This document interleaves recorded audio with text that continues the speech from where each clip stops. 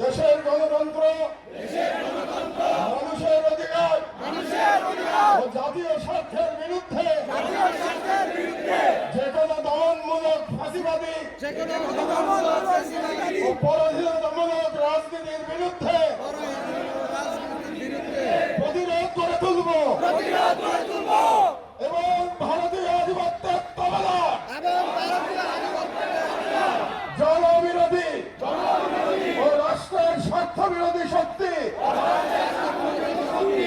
গুম খুন ও গণহত্যাকারীদের দল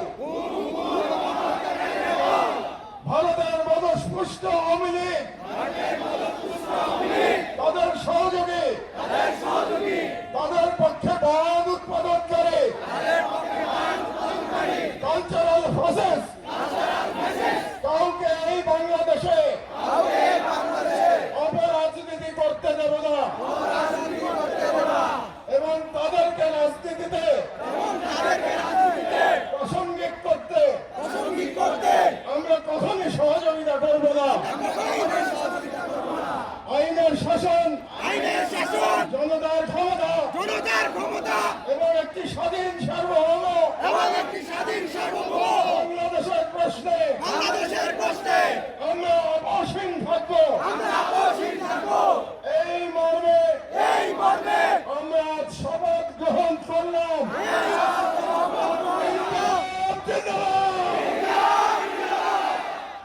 আল্লাহ আপনাদের হেফাজত করুন।